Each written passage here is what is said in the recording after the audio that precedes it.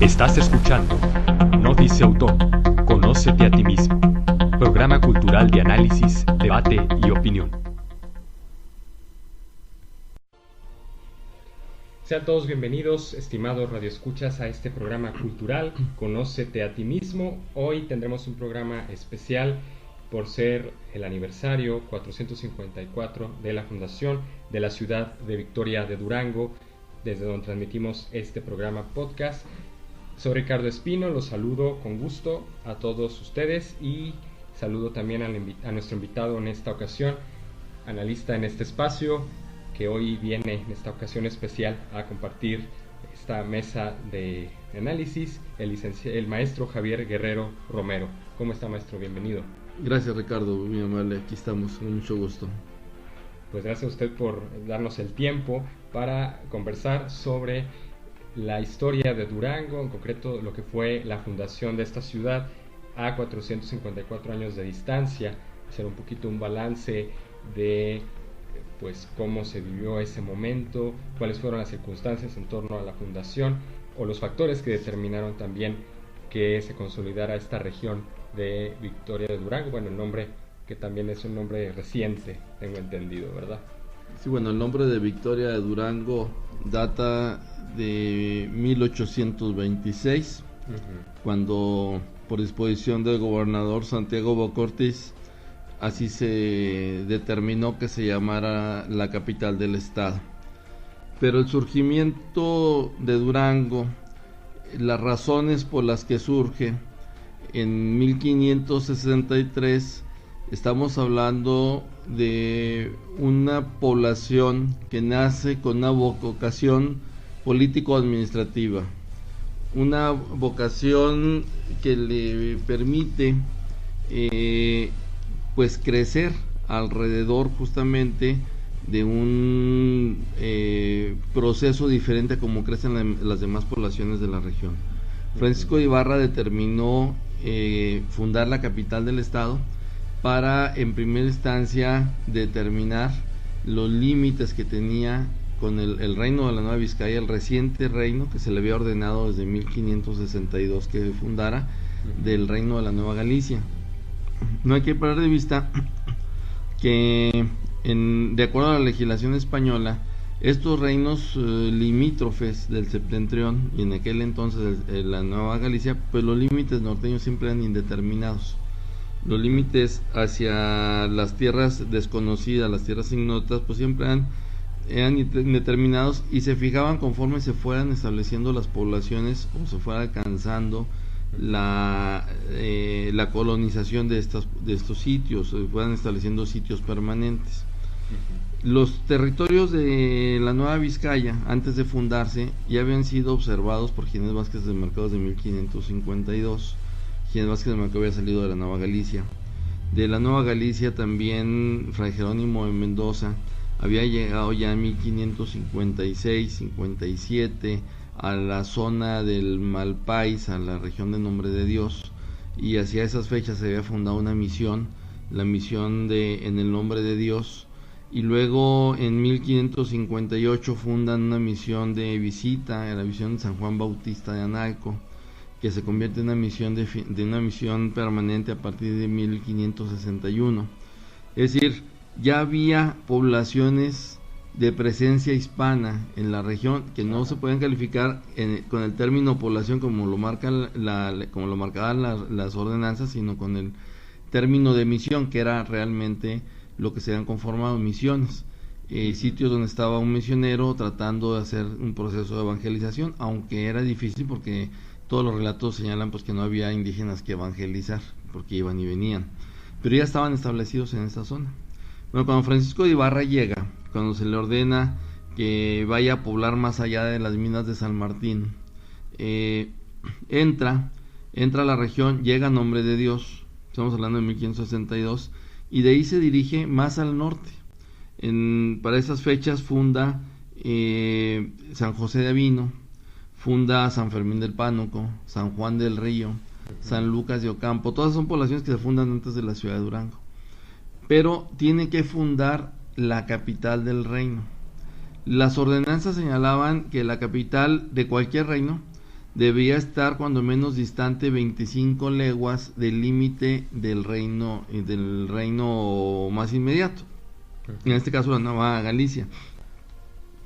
Si fundaba la capital en San Juan o en cualquiera de estas otras poblaciones, en San Juan residía Ibarra, en cualquiera de estas otras poblaciones, pues el límite iba a estar aproximadamente en el Valle de Guadiana, donde ya había fundaciones de las misiones de la Nueva Galicia.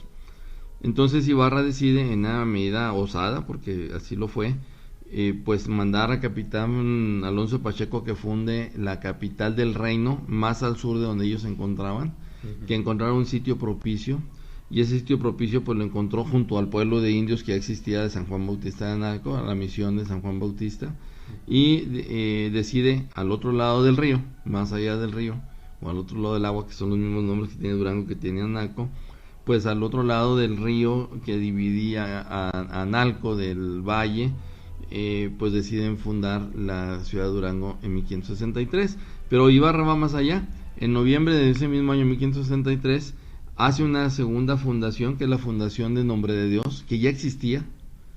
O sea, va a Nombre de Dios y funda la villa en Nombre de Dios. Existía la misión en Nombre de Dios, entonces como era la misión, pues él funda la villa en Nombre de Dios. Y con esto en automático hacía que los límites de su reino pues se extendieran justo hacia las minas de San Martín, hasta el límite de las minas de San Martín. Las minas de San Martín están ahora en Zacatecas, ahí por Sombrerete, y eso provocaba entonces pues la expansión al sur de su reino. Ya se habían descubierto las minas de la Parrilla, y entonces pues eso buscaba poner un límite a la Nueva Galicia, es decir, que la Nueva Galicia dejara de tener un límite indeterminado en el norte y fijar el límite sur de lo que era la Nueva Vizcaya. Esto obviamente se tradujo en un litigio. El gobernador de la Nueva Galicia protestó inmediatamente. El gobernador de la Nueva Vizcaya, Francisco de Ibarra, defendió sus argumentos. Esto se fue a la corte, se dirimió en la corte. No hay que olvidar que el virrey era el suegro del tío de Ibarra, y entonces el virrey tomó una decisión un tanto salomónica. En tanto se resolvía la posesión de esta tierra, determinó que la provincia de Nombre de Dios, que incluía las minas de San Martín, que la provincia de Nombre de Dios perteneciera a la Nueva España, ni a la Nueva Galicia ni a la Nueva Vizcaya, pertenecía a la Nueva España. Eso hacía que en la práctica pues la Nueva Vizcaya, que era la que estaba más cercana, pudiera administrar justamente esos territorios. Y esto pues fue un litigio que se llevó varios decenios, de hecho poco más de 100 años para que se resolviera en la corte en España. Y bueno, finalmente se fijó el límite de la Nueva Galicia con el límite de la Nueva Vizcaya, que dividió el partido de Nombre de Dios en dos. Una parte quedó en la Nueva Galicia, otra quedó en la Nueva Vizcaya, ahora en el estado de Zacatecas y en el estado de Durango. Pero estos es los razonamientos bajo los cuales nace la ciudad de Durango. La ciudad de Durango nace con una vocación político-administrativa. La ciudad no es una ciudad minera, no había minas que explotar, las minas estaban muy lejos. Todas las minas necesitan para el abasto, la agricultura y la ganadería, pero todas las minas tenían zonas agrícolas y ganaderas más cercanas que las abastecieran. O sea, no había un abastecimiento hacia las minas que realizar. Había un poco de comercio. El comercio pues se centraba sobre todo en las poblaciones alrededor de las propias minas, que es donde se movía el dinero. Y entonces la ciudad pues sí tenía una actividad comercial importante en pequeño. No tenía una actividad minera, pero la actividad que le daba vida fundamentalmente fue la actividad político-administrativa. Y a eso habría que agregarle, unos años después de fundada el reino, establecido el reino, en 1620 se divide el obispado de Guadalajara. Tú lo sabes, el obispo tiene la obligación, dentro de una de sus muchas obligaciones, de visitar todo el territorio que está bajo el dominio de su diócesis. Y bueno, pues literalmente era imposible que el obispo de Guadalajara pudiera visitar toda la diócesis, sobre todo cuando se iba expandiendo cada vez más al norte, más al norte. Pues no era imposible que el obispo de Guadalajara fuera a visitar hasta Santa Fe, que para 1620 ya estaba fundado, ¿verdad? Entonces Era imposible que esto sucediera, y entonces se determinó dividir los obispados, crear 2 obispados, el obispado de Guadalajara y el obispado de Durango, y a partir de 1620 se establece a la villa de Durango como sede del obispado de Durango, y con ello se inicia la vida pontifical aquí en la ciudad, con todo lo que implicaba en la época colonial el desarrollo de la administración de la diócesis, de la iglesia. Y entonces pues la villa de Durango se convierte en el centro de la actividad económica, político, administrativa, militar y también administrativa de la propia diócesis. Entonces la ciudad vivió, fue su eje, y la razón de ser de su nacimiento fueron razones eminentemente de carácter político administrativo. Hasta la fecha la ciudad de Durango sigue siendo una ciudad con una gran vocación por la administración pública, por el desarrollo de la administración.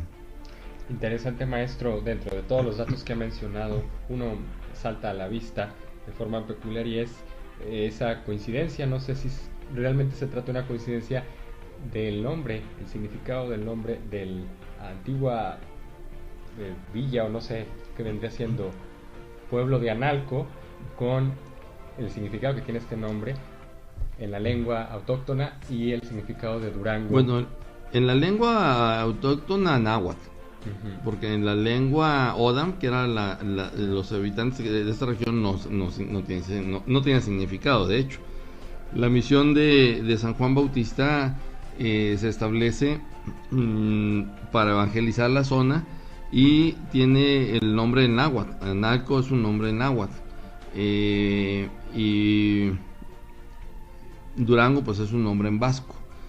Es una coincidencia, afortunada, por 2 razones. Porque bueno, pues significan prácticamente lo mismo, pero los dos son referencias geográficas. Muchas veces los nombres de las poblaciones se les asignan en función de un accidente geográfico, de una característica geográfica que tengan. En este caso, Durango se le asignó no solo por el significado en vasco de al otro lado del río, más allá del agua, sino porque los conquistadores vascos pues venían de la región de Durango, venían del condado de Durango en España, y bueno, pues le pusieron Durango no porque recordara Durango, no tiene nada que ver con el Durango de allá, pero recordara pues la tierra que era su origen, y que tenía esa coincidencia etimológica. Y Analco, que fue fundada con anticipación, pues sí tiene una referencia eminentemente etimológica. Y el náhuatl, ¿por qué el náhuatl? Pues porque los indígenas que acompañaban a los misioneros en este caso eran mexicanos, eran náhuatls, pero los misioneros se hicieron acompañar por indígenas náhuatls, tarascos y tlaxcaltecas. En este caso en particular de San Juan Bautista eran náhuatls, por el nombre que vemos de Analco, ¿no? Sí es una coincidencia definitivamente. Hay otros Analcos, en Guadalajara hay un barrio de Analco, por ejemplo, ¿no?, que está al otro lado del río, que pasaba enfrente del Hospital de San Juan de Dios. Y acá también, bueno, el Hospital de San Juan de Dios estaba muy cerca del río, pero bueno, esas son coincidencias que se dan geográficas, y pues la toponimia propia de estas poblaciones que van surgiendo, ¿no? Pues muy interesante, maestro, y eso que apenas estamos en la introducción de este espacio. Vamos a hacer una breve pausa, pero ya regresamos para seguir ahondando un poco más en la historia, todos los pormenores, las vicisitudes que conllevaron la fundación de la ciudad, y ya de cara a visualizar un poco el crecimiento, cómo fue creciendo Durango, cómo se fue consolidando la región hasta llegar a nuestros días. Sigan. La Nueva Vizcaya era una región muy próspera. El Valle de Guadiana es un valle irrigado por 3 ríos. No todos los valles tienen esa posibilidad, una posibilidad muy amplia para la agricultura, pero lo suficientemente alejado de las minas, y las minas con valles muy cercanos como para que le surtieran de alimentos, de tal manera que la ciudad no era su vocación la agricultura ni la ganadería. Claro que desarrolló la agricultura, desarrolló la ganadería, y se desarrollaron capitales importantes en ese sentido, pero no era la vocación de la ciudad. La vocación fue político-administrativa. Las minas estaban muy lejos. La mina de fierro que está aquí enfrente no se podía explotar. O sea, la mina de fierro, aunque el fierro era un mineral muy valioso, muy valioso, porque pues era necesario para prácticamente la vida cotidiana y para la guerra. La agricultura no se podía concebir sin herramientas, la minería no se podía desarrollar sin las herramientas para acabar la roca, que todas se hacían de fierro. La guerra no se podía desarrollar si pues no tenían armaduras, no tenían lanzas, no tenían las armas, arcabuces, todos son de fierro. O sea, el fierro era muy valioso, pero estaba protegido por la corona española, en el sentido de que no se permitía su explotación en América para que no se fuera a afectar la industria del fierro español, porque si se empezaba a explotar el fierro en América, pues la industria se evaluaba y ya no había mercado para la industria del fierro español, y entonces iba a afectar directamente a una industria ya establecida en España, sobre todo en el norte de España, en la región de Santander, que era muy importante la industria del fierro. Entonces, pues sí, era la única mina que había en la zona alrededor de la ciudad de Durango, pero una mina que no se podía utilizar. Entonces, realmente las minas más cercanas, hablamos al sur las de La Parrilla, al sureste, y hablamos al norte las de San José de Avino, las de San Lucas, que son minas muy grandes. Ambas, todas las que estoy mencionando todavía siguen en explotación desde 1563.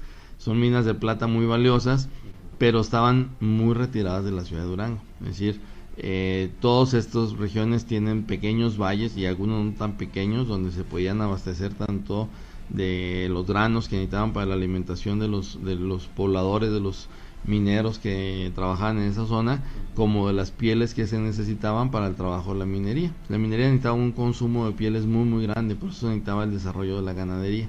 Para poder producir plata se necesitaban pieles. Ese es un insumo que poco se sabe, pero que era necesario, que era fundamental para la producción de la minería.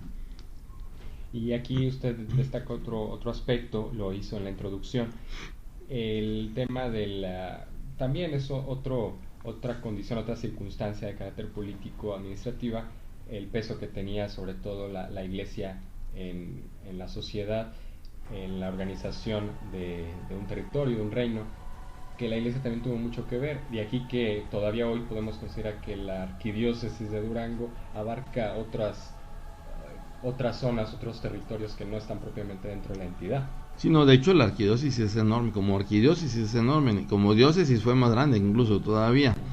Y no solo eso, la creación de la diócesis tuvo dos fortunas para la ciudad. La primera es que en el año de 1630 se le diera el título de ciudad. Era una pequeña villa la ciudad de Durango, era una ciudad muy pequeñita, era una villa muy chiquita, porque pues no tenía modo de crecer ni características para que pudiera crecer. Eso evidentemente pues no eran las condiciones idóneas para que estuviera la sede de una dignidad eclesiástica como es un obispo. El obispo, desde un principio, Fray Gonzalo de Hermosillo, el primer obispo, pues reclama no solo que se autorice la construcción de un convento agustino para que sea acompañado por hermanos de su orden, sino también reclama pues que se le dé el espacio para la dignidad propia del obispo, que es ser una ciudad, que se declare una ciudad. Eso tardó muchos años, 10 años. Para 1630 el rey Felipe II dispone y le da el título de ciudad a la ciudad de Durango.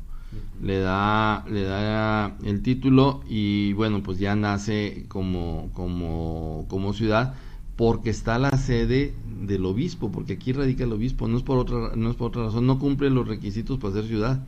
Esa es la razón, pero ese fue un factor afortunado, porque en 1634, cuando se da a conocer, se descubrió un poco antes, pero cuando se da a conocer la gran bonanza que representan las minas de la zona de San José del Parral, tanto las de Parral como Minas Nuevas, como San Francisco del Oro, este conjunto de esta zona minera tan importante que se descubre al norte de la Nueva Vizcaya, pues el gobernador, muy celoso de su deber de cuidar los impuestos, de que no se dejan de pagar los impuestos, y que todos los mineros que sacaran recursos los pagaran el quinto real, pues decidió trasladarse con todo y gobierno a Parral. Y entonces se cambia el gobierno de Durango a Parral, y una ciudad que vivía de la administración pública, pues si se va a la administración pública la ciudad se muere, la ciudad prácticamente queda en el aire. Entonces la ciudad estuvo a punto de desaparecer.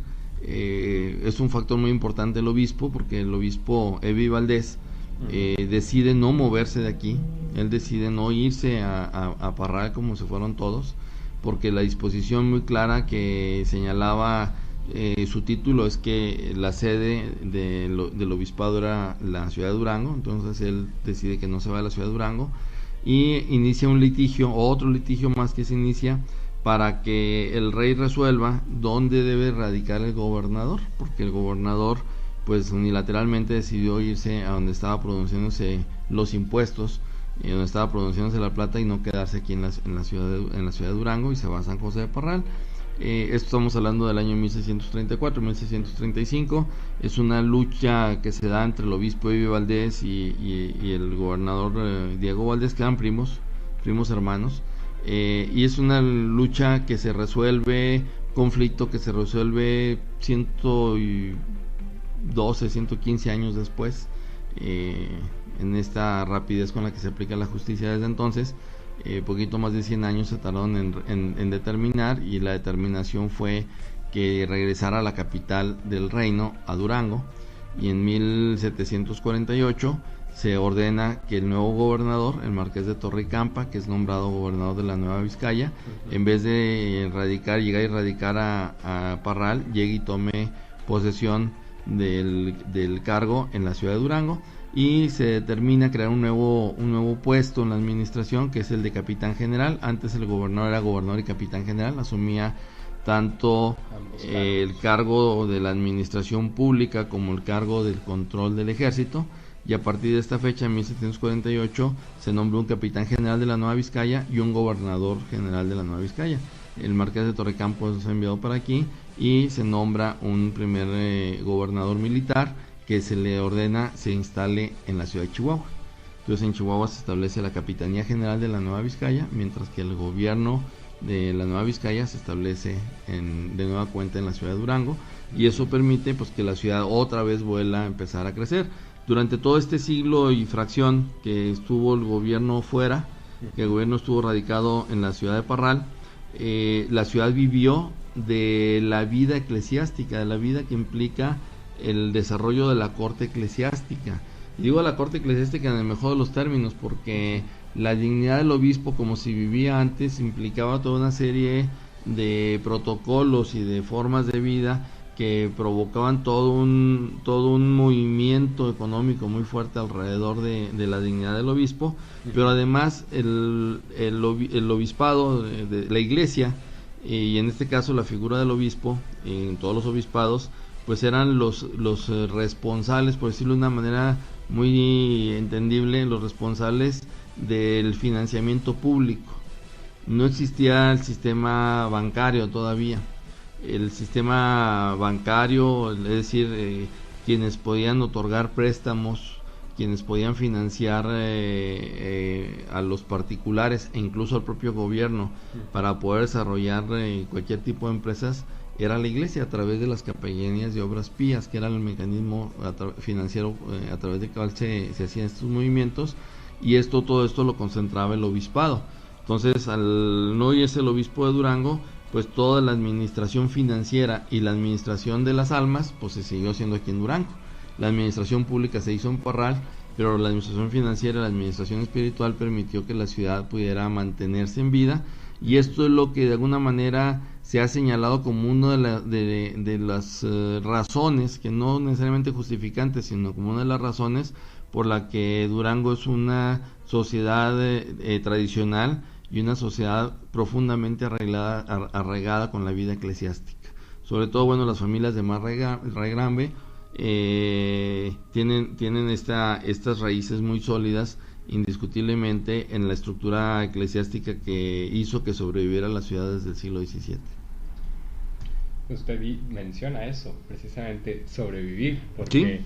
Está el tema que ya comentó de pues ese Durango se iba quedando pequeño y lo administrativo se iba trasladando a otro lado, ¿no? O sí, pues toda la actividad económica se trasladó a Parral, se trasladó alrededor de Parral. De hecho, si analizáramos la mancha urbana del Parral de principios del siglo XVIII es más grande que el Durango de principios del siglo XVIII. Parral creció enormemente, pues justamente porque ahí estaba no solo la producción minera, sino estaba también por la administración pública del reino, ¿no? Ahí estaba radicando el gobernador. Pues son aspectos muy interesantes que a veces pasamos por alto los que vivimos en Durango, no conocemos bien las circunstancias precisas en que se fue desarrollando la entidad. ¿Y qué otro factor consideraría usted, maestro Javier, sobre que determinó el crecimiento de Durango? ¿A partir de qué momento podemos hablar de un ascenso, un incremento en la...? Bueno, mira, aparte de lo que hemos mencionado, hay que entender que la ciudad de Durango siempre estuvo aislada, y ese aislamiento provocó una contracción de la economía, y la contracción de la economía pues se traduce en poco desarrollo. Sin embargo, hay momentos coyunturales a lo largo de la historia de la ciudad que sí provocaron un crecimiento, o han provocado un crecimiento. Podemos identificar plenamente 3 momentos a lo largo de estos 454 años. El primero de ellos es la puesta en función de las reformas borbónicas, que empiezan en Durango con la orden de que el marqués de Torrecampa se cambie aquí a Durango, que ya no tome posesión del gobierno en Parral, sino se establezca el gobierno en Durango. Ahí empieza, porque eso implica el gobernador trae todas las instrucciones para iniciar la aplicación de las reformas borbónicas. Las reformas borbónicas, por si les suena conocido a los radioescuchas, es algo así como unas reformas estructurales, que van a cambiar lo económico, una reforma estructural en el gobierno, una reforma estructural de la economía, del comercio, de la minería. Es una reforma estructural que va enfocada a transformar toda la economía. ¿Con qué objetivo? Tener mayor captación de recursos el rey. O sea, el objetivo no era otro más que tener mayor captación de recursos. Pero en este proceso de la reforma, y que se empieza a aplicar desde la segunda mitad del siglo XVIII, aquí en la Nueva Vizcaya, en otras regiones empezó poco antes, en otras empezó un poco después. Una de las medidas es liberar las condiciones para que los pequeños productores mineros y los pequeños productores agrícolas y comerciantes no estén sujetos a los monopolios. Se ha oído hablar de estas grandes luchas contra los monopolios y tratar que otros grupos surjan y demás. Pues exactamente lo mismo, se trataba de acabar con el monopolio de los mineros, con el monopolio que tenían los comerciantes, y tratar de hacer que los pequeños mineros pudieran crecer por sí mismos y no dependiendo de las condiciones que fijaran los monopolios. Los monopolios no los controlaba la corona, los controlaban los grandes mineros o los grandes comerciantes. Entonces se llamaba el Tribunal de Minería, el Tribunal de Agricultura. Entonces se trataba de que se liberara las condiciones para la operación de los pequeños mineros, para que los pequeños mineros pudieran crecer, y crecieron de tal manera que se acumularon verdaderamente grandes fortunas. Pequeños mineros que empezaron literalmente con pequeños yacimientos, con pequeñas explotaciones, terminaron convirtiéndose en parte de las grandes fortunas de la Nueva España, no solo la Nueva Vizcaya, sino la Nueva España, como es el caso del conde de Suchi, como es el caso de Juan José Zambrano, por mencionar solamente algunos. Este fue el efecto que provocó las reformas estructurales de los Borbones, y este crecimiento, esta liberación de las condiciones y a la vez control más estricto de las condiciones por parte de la corona para que funcionara la minería, para que funcionara la agricultura, para que funcionara la ganadería, para que funcionara el comercio, pues además de generar más ingresos a la corona, generó mayor inversión, y por ende eso se tradujo en crecimiento en la población. Cuando hay inversiones, cuando fluyen recursos, las poblaciones crecen. Hay inversiones que generan empleos, vamos a escuchar el discurso político de siempre, ¿verdad? Hay inversiones que generan empleos, pues eso sucedía, y sucedía de veras. Entonces ese momento se refleja en Durango, pues desde 1700 llega con el gobernador Torrecampa, pero pues se viene empezando a reflejar aproximadamente en 1770 y hasta la independencia. Y entonces en ese momento la ciudad crece, y crece impresionantemente. Una ciudad que no había crecido más que unas cuantas manzanas, pues crece, prácticamente casi se quintuplica la ciudad en 30 años, en 40 años. Luego viene todo el siglo XIX, que es un siglo convulso para todo el país. Durango no está exento de ello, pero además tiene sus propios problemas internos, que lo hacen todavía más complejo. Tenemos un siglo XIX en el que viene una guerra de independencia que no sabemos de quién nos independizamos, porque seguimos reconociendo a Fernando VII como rey. Nos quedamos en la indefinición de qué tipo de gobierno los primeros meses. Estamos independientes, pero no sabemos cómo nos gobernamos. Se crea una junta superior de gobierno liderada por puros españoles, uno de ellos el marqués de Castañiza, que era el obispo de Durango, y luego se crea un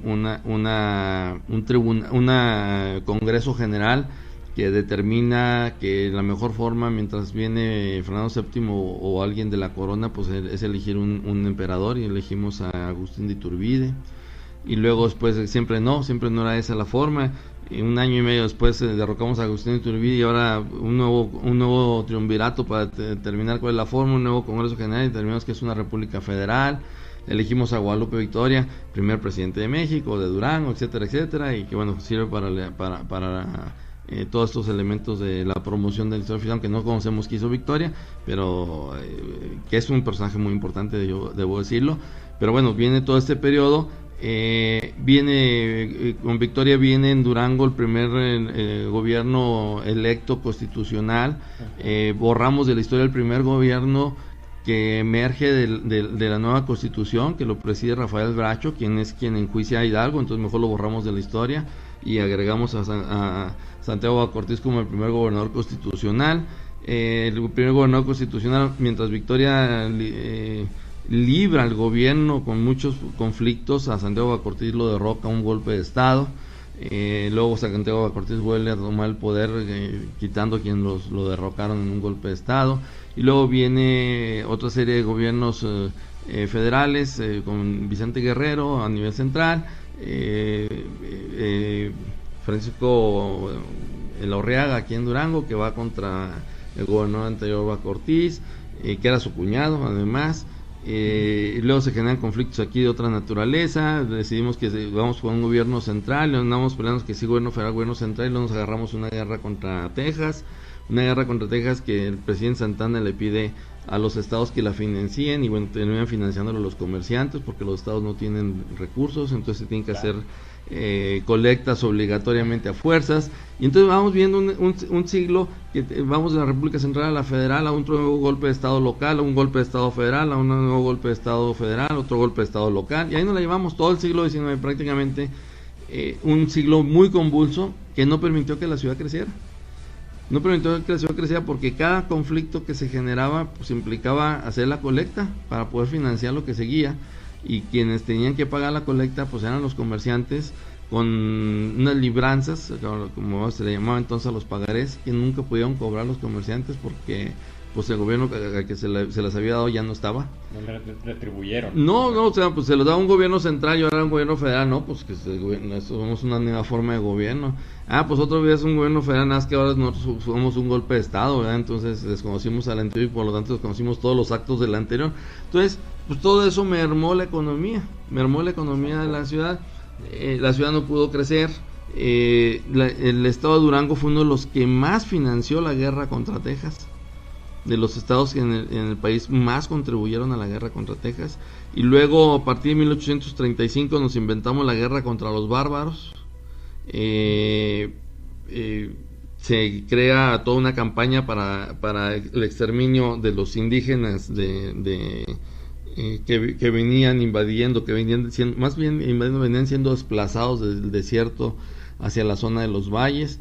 Es la famosa campaña contra los bárbaros que la inicia José Fernando Ramírez, un notabilísimo historiador del siglo XIX, por cierto. Luego más adelante José María Patoni emite un decreto donde ordena que se mate a los indígenas, por ejemplo, porque bueno, pues son no permiten, el decreto, palabras más, palabras menos, dice que son un estorbo para el crecimiento pacífico y civilizado del pueblo, una cosa así dice el decreto, ¿no? Entonces ordena que se mate a los indígenas, se les pone precio a la cabeza de los indígenas. Bueno, tenemos un siglo convulso, sí. Y por tanto la ciudad no crece. Viene luego el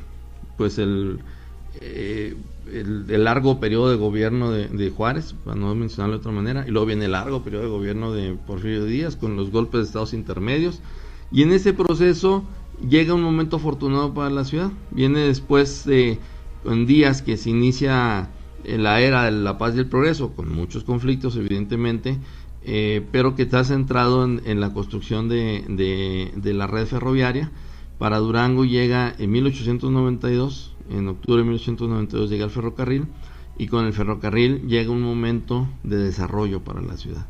Un momento muy importante, porque si bien es cierto, se ha señalado que el ferrocarril se construyó para saquear las riquezas naturales que tenía la población, etcétera, etcétera, y que sí era cierto, el ferrocarril se construyó para sacar el fierro del Cerro del Mercado, y luego después se dieron cuenta que había madera, y pues también para sacar la madera, y pues se hicieron los ferrocarriles que iban a la sierra.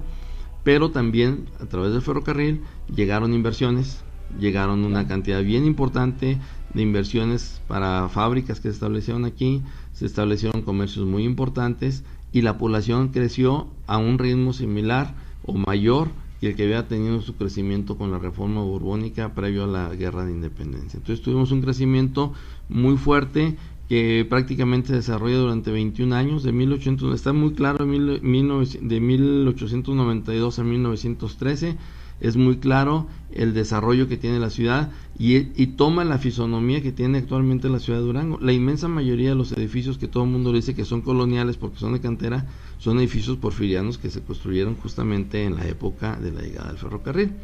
Y eso, bueno, pues esto estas construcciones hablan no solo de la vida palaciega, no solo de las infraestructuras y equipamientos que llegó a tener la ciudad, sino habla también del movimiento económico que tenía la ciudad y del crecimiento que tiene la ciudad. Después de eso viene la revolución de 1913, la de 1911 no tuvo impacto sobre la ciudad, pero la de 1913, en virtud del manejo que hizo, dos errores graves que hubo, uno de ellos la constitución de la defensa social y los abusos que se le permitió a la defensa social hacer contra la población civil, por un lado, y por otro lado un decreto de Pastor Rué que fue totalmente desafortunado, pues provocaron que la ciudad de Durango, después de ser destruida en junio de 1913, pues tardara muchísimo más años en reconstruirse que lo que tardaron otras ciudades que en la revolución también fueron afectadas por las tomas y la lucha armada, como la ciudad de Torreón, como la ciudad de Zacatecas, etcétera. ¿Qué es lo que pasó aquí? Pues que la defensa social, por una parte, con estos abusos exacerbó obviamente el rencor y el encono contra las familias adineradas, y de tal manera que cuando entran los revolucionarios, pues no solo roban los establecimientos, sino que los dinamitan y los incendian. Vale. Era la reacción a la respuesta de esta defensa social patrocinada por los comerciantes que había atacado pues a la población civil por una parte, pero por otra parte Pastor Rué, que es nombrado gobernador inmediatamente después de la toma, el 20 de julio toma posición como gobernador en 1913, emite un decreto totalmente desafortunado en el que señala que todos los que se fueran se les declara traidores. Tienen veto de regreso. Y tienen veto de regreso. Si regresan se les va a declarar traidores y se les van a expropiar sus bienes. Y entonces, pues lo más natural y normal que en cualquier familia que tuviera la posibilidad económica de irse frente al sitio y la posibilidad de una acción de guerra que pueda afectar a sus bienes, a su familia, pues lo más normal es que se fueran, como lo hicieron en todas las ciudades. Y pasaba la guerra, pasaba el momento de destrucción, y en todas las ciudades regresaron a reinvertir y reconstruir y volver a crecer, salvo en la ciudad de Durango, porque el gobernador les prohibió regresar. Entonces el gobernador, al prohibirles regresar y al declararlos traidores y si pisaban un pie en el territorio estatal iban a ser detenidos y se les iban a incautar todos sus bienes, pues decidieron no regresar y decidieron no invertir y no iniciar la reconstrucción. La reconstrucción entonces se hizo muy lenta, mucho más lenta que en cualquier otra ciudad, y allí inicia el rezago de Durango respecto a otras ciudades en el siglo XX. Y precisamente va a tocar usted un punto interesante, que es la transición, podemos decir, y ahora el retorno que aspiramos a adquirir es de capital cultural, esa condición de ser una capital cultural con el movimiento que hubo en esos 20 años, de 1892 a 1913 en el Porfiriato, donde Durango tenía pues esa afluencia también de no solo de visitantes, sino de actividades culturales, artísticas, a una ciudad de paso nada más, como se vino a hacer. Bueno, sí, como te das cuenta, la historia de Durango no ha sido una historia de la ciudad de Durango, estamos hablando de la ciudad, no ha sido una historia permanentemente ascendente, ha sido de altos y bajos, ha sido una historia difícil. La ciudad ha vivido momentos críticos, verdaderamente críticos, y como ave fénix ha resurgido literalmente de sus cenizas, como sucedió en 1913, que literalmente fue incendiada la ciudad. Pero los procesos del siglo XX también fueron muy complicados. Nos tocó estar del lado equivocado del triunfo de la revolución. La división entre después de 1913 con el ejército constitucionalista, la división del ejército constitucionalista en dos grandes bloques, el convencionista y el constitucionalista. El convencionista liderado por Eulalio Gutiérrez, el convencionista, y el constitucionalista liderado por Venustiano Carranza, pues se inclinó finalmente al lado de Venustiano Carranza, y la mitad del estado era convencionista. Entonces nos tocó quedarnos Villa y todos los seguidores del villismo, pues estaban del lado convencionista, estaban del lado que perdió, y junto con ello, bueno, pues viene una serie de acciones militares, no solo el propio asesinato de Villa, sino una serie de acciones militares en contra de todo lo que implicaba los grupos que apoyaron al villismo, y los grupos conservadores que apoyaron al huertismo, que también los hubo en Durango, y los grupos que apoyaron también todavía las reminiscencias que quedaba del Porfiriato, de tal manera que pues Durango se empezó a quedar aislado, se empezó a quedar aislado. Viene el levantamiento cristero en los años 20, a mediados de los años 20. Como sabes, en el 29 vienen los famosos arreglos. Durango es una de las diócesis que participa muy activamente en el movimiento cristero, sobre todo en la zona de la ciudad de Durango y la zona sur del estado, pero la ciudad de Durango es una ciudad que participa muy activamente. El arzobispo González y Valencia es uno de los líderes ideológicos del movimiento cristero. Cuando terminan los arreglos en el 29, pues terminan los arreglos cupulares en la iglesia, vuelven a abrir las iglesias, se restablece la normalidad, pero los cristeros de Durango se siguieron en guerra. La guerra cristera en Durango se terminó hasta 1942. Entonces 13 años más se siguieron, y esto implicaba pues una lucha constante del ejército contra los cristeros. Hay un levantamiento en esta época, al final al principio del 29, que coincide de alguna manera con el movimiento cristero, que es el movimiento escobarista, que se realiza en la comarca lagunera, cuando el general Gonzalo Escobar, sonorense, se levanta en armas contra los sonorenses que están en el poder, y es apoyado por el gobernador Amaya, que está aquí en Durango. Y bueno, pues es un movimiento que es sofocado militarmente, violentísimamente, con todo lo que implica para la ciudad y para el retroceso mismo de la ciudad. Si eso le agregas esta parte del movimiento cristero y la pérdida de control del movimiento agrarista, que finalmente al movimiento agrarista se le pierde control y tienen que salir a combatir también a los agraristas, bueno, pues esto se alarga hasta los años 40. Trae como consecuencia la veda forestal como un castigo, vamos a decirlo así entre comillas, de gobierno federal a Durango, porque la extracción forestal pues era la riqueza, y sigue siendo la riqueza más natural, más importante que tiene el estado, pero estaba en manos pues de familias de larga tradición y de largo abolengo en Durango, vinculadas evidentemente pues con las tradiciones y con los grupos más conservadores, y como una respuesta de los gobiernos socialistas pues viene la veda forestal para impedirles que tengan o que incrementen la riqueza en ese sentido. Y viene el gran programa nacional carretero, y dentro del Gran Programa Nacional Carretera también vienen las primeras acciones de aislamiento. La primera ciudad que se aísla es a Durango, cuando se acorta la ruta Ciudad Juárez, México, con el corte de Cuencamé, Fresnillo, y ahí ya te ahorras tener que dar la vuelta hasta México, y entonces a Durango, perdón, y bueno, se va generando ese aislamiento, y bueno, Durango permanece con un aislamiento severo, no crece, es una ciudad que sigue siendo una ciudad pequeña, no media, una ciudad pequeña. Viene el movimiento del 66, con todos los asegúnes que tiene el movimiento del 66, pero el término del movimiento del 66 genera una expectativa de crecimiento, porque esta lucha, que era una lucha porque se liberara la veda forestal, con el pretexto del Cerro del Mercado, pero con ese pretexto de crear una industria de fundidora, se promete el desarrollo industrial de Durango inmediato. Se empieza a construir incluso la ciudad industrial de Durango. La gente cree en serio que se va a industrializar Durango, y ante el gran problema que existía de una larguísima sequía, con todas las implicaciones económicas que implicaba, pues mucha gente del campo emigró a la ciudad de Durango, y la ciudad de Durango entre 1965 y 1982 prácticamente se duplica en tamaño. Lo que no vimos, maestro, en toda la historia. Porque usted comentó con la introducción del ferrocarril en nuestro país, que viene siendo, bueno, en Durango, creo 40 años después que en México. Sí. ¿No se da esa fuga de la ciudad, del campo a la ciudad? No, el ferrocarril trajo inversiones. Ajá. Y trajo empleo, y entonces atrajo gente. Aquí se creó la expectativa de empleo, la expectativa de inversiones, no inversiones, y atrajo a la gente.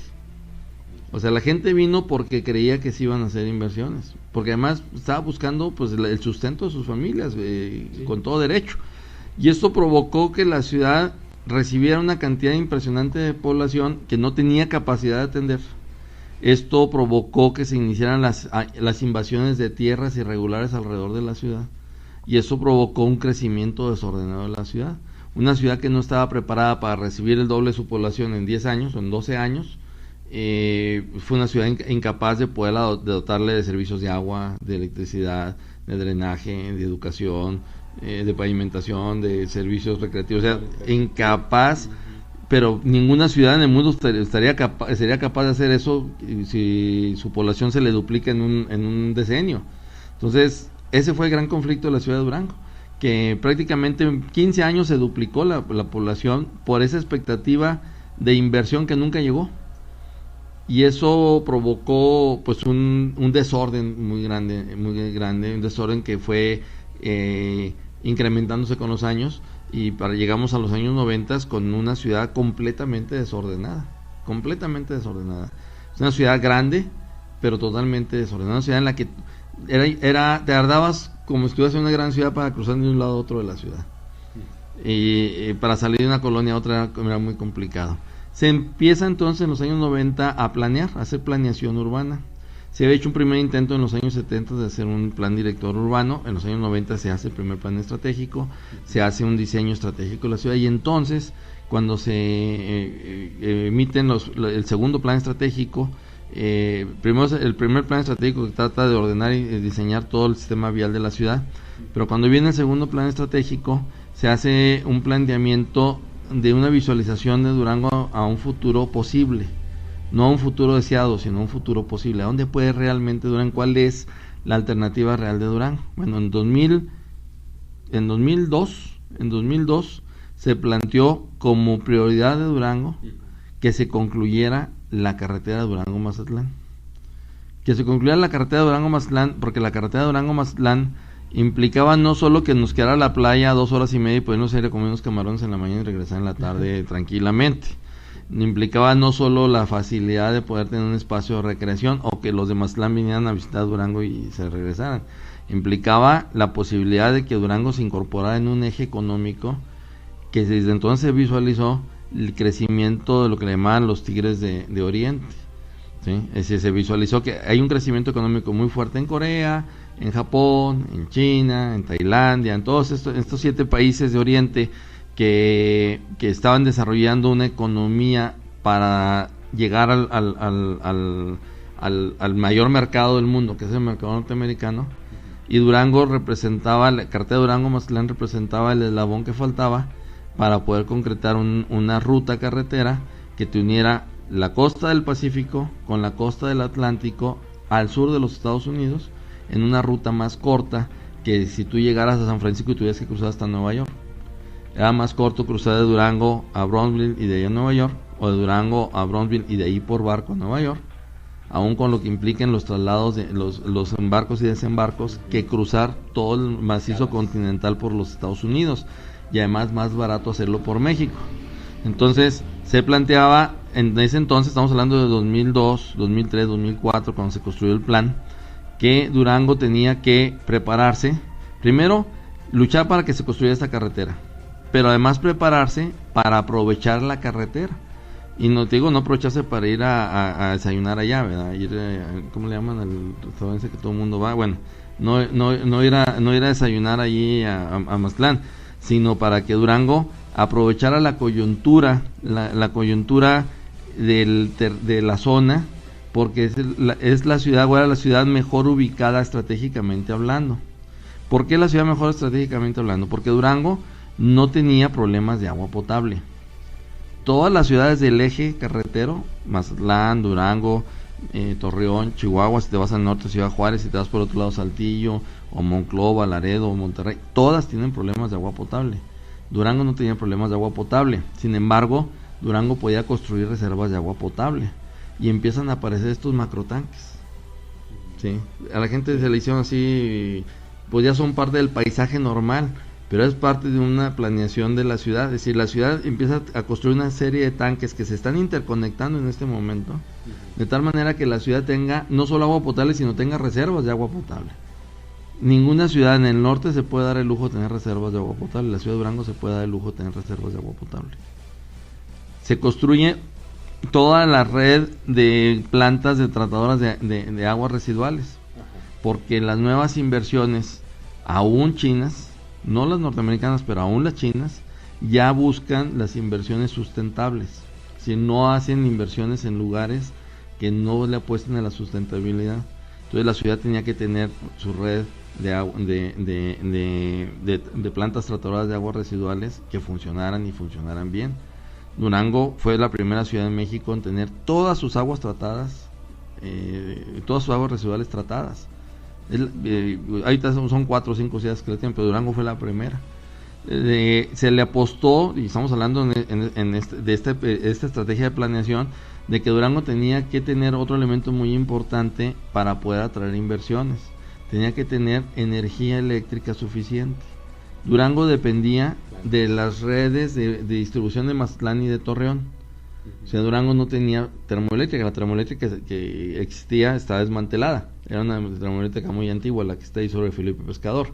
Entonces, toda la energía eléctrica de Durango se trasladaba a través de la red de Mazatlán y de la red de Torreón, a través de subestaciones, y es como llegaba el consumo eléctrico de Durango. El consumo eléctrico de la ciudad de Durango es muy chiquito, pero si le apuestas al crecimiento industrial, pues no da el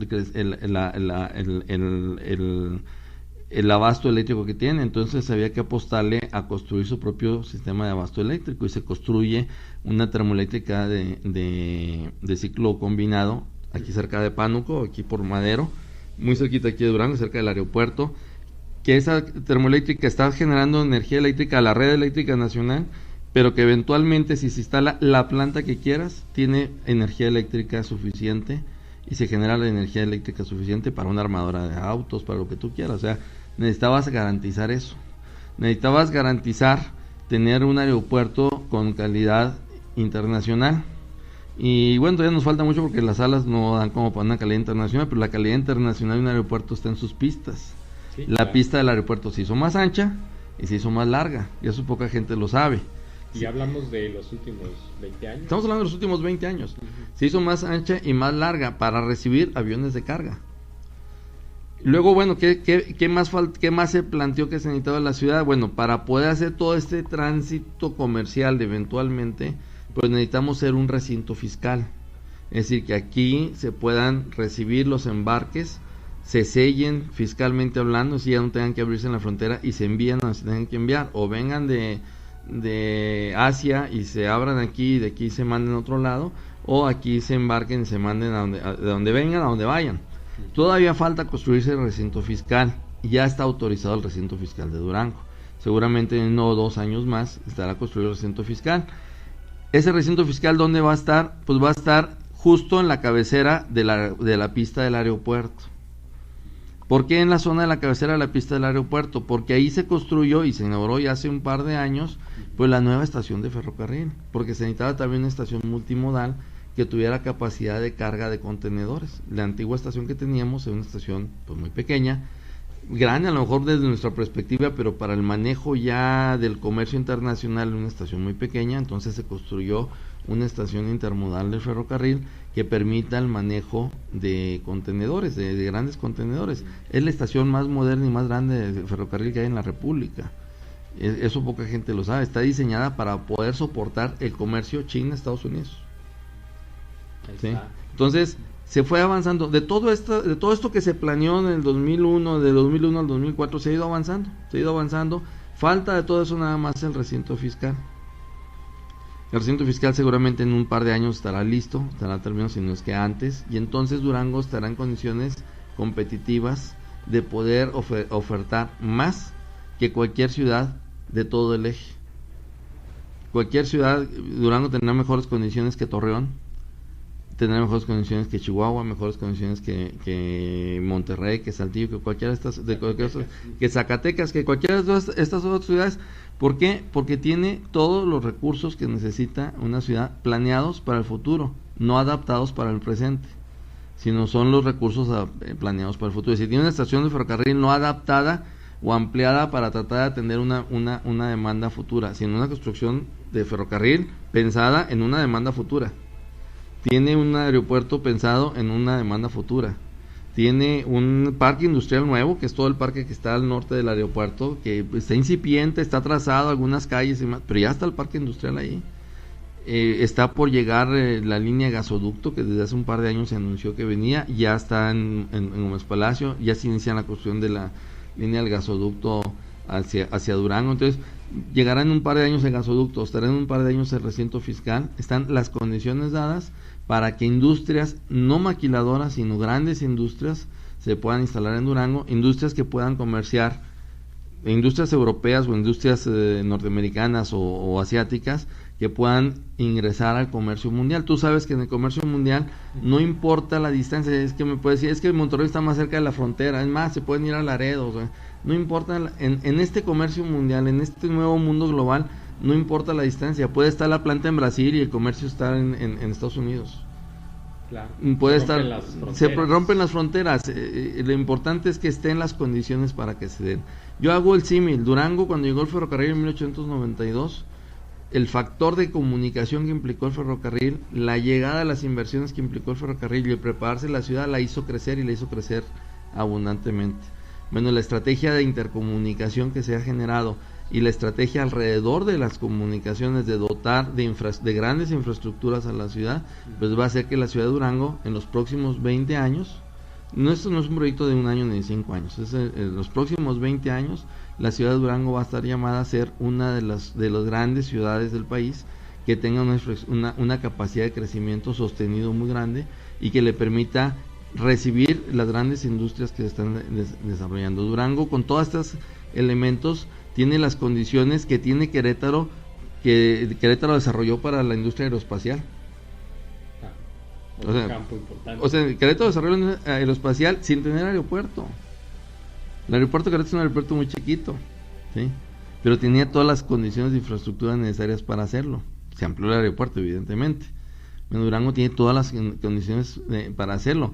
No estoy diciendo que vaya a llegar la industria aeroespacial, la que llegue, pero puede llegar la industria maquiladora, incluso bienvenida, pero puede llegar industria pesada más allá de la industria maquiladora, y Durango tiene la capacidad y tendrá la capacidad de atender armadoras automotrices que antes no tenía capacidad de atenderlas, tendrá la capacidad de atender industria automotriz si es necesario, podrá recibir cualquier tipo de industria pesada que le permita poder desarrollar. Y paralelamente a eso, tiene la capacidad, porque tiene una serie de factores muy importantes, que en otra ocasión hablaremos, porque se me es que ya me pasé de tiempo, ya te veo angustiado, pero tiene la posibilidad, y que se ha ido explotando, del desarrollo turístico integral, porque Durango tiene un potencial de desarrollo turístico diferente. No es el eje económico principal para Durango, no le podemos apostar como su eje central el turismo, no somos competitivos todavía turísticamente hablando, tenemos que apostarle a la gran industria, a la industria internacional,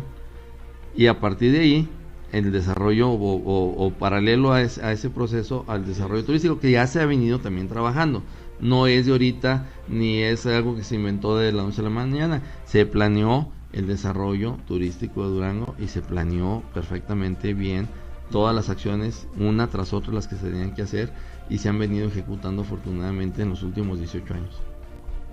Muy interesante este panorama, maestro, muy completo su análisis. Hemos, ahora sí que en poco tiempo, usted ha abarcado toda la historia de estos 454 años, y sobre todo ha destacado ya el punto de cierre, el punto conclusivo, que era precisamente plantearnos el horizonte a donde queremos llegar, dónde estamos parados y hacia dónde vamos de aquí en adelante. Y pues yo le agradezco mucho por su tiempo. Sé que es muy difícil a veces para usted darse estos espacios, dada la agenda tan saturada que tiene, pero pues aquí estamos compartiendo la mesa, y yo le agradezco de bastante disposición por su parte para aceptar la invitación. No, con mucho gusto, Ricardo, que ya sabes que con mucho gusto aquí estamos contigo. Pues gracias, maestro. Ojalá en un mes más podamos estar compartiendo otra mesa de análisis. Viene, no sé, en agosto está un aniversario de lo que es una de las figuras más importantes de aquí de Durango, que es Dolores del Río. Es el aniversario de nacimiento. De nacimiento, de su nacimiento, sí. Poder abordar también, no sé, esta figura, si a usted le parece, así a modo de anuncio preliminar, poder ya concertar esta reunión. Gracias, maestro. ¿Algo con lo que quiera cerrar? ¿Algún consejo, alguna ponderación final? No, simplemente decirles que la historia de la ciudad ha sido una historia muy compleja, que en la medida que conozcamos todo este proceso de construcción de la ciudad, que en momentos críticos estuvo a punto de desaparecer, pues nos debe hacer valorar más el esfuerzo que las generaciones que nos precedieron hicieron porque Durango floreciera. Y Durango va a seguir floreciendo en la medida que todos aportemos lo que tengamos que aportar y hacer lo que tengamos que hacer por Durango. Pues definitivamente es trabajo de todos. Así es. Competencia de cada uno. Gracias, maestro Javier Guerrero, cronista e historiador de la ciudad. A todos ustedes los que nos están escuchando, vayan a escuchar este podcast, este programa. No olviden compartirlo, difundirlo, descargarlo también para que lo tengan, y pues seguir haciendo de esto un espacio también de diálogo, recibiendo su retroalimentación, su perspectiva, sus puntos de vista acerca de estos temas culturales. Gracias, nos escuchamos en otra emisión. Esto fue todo por hoy. Muchísimas gracias.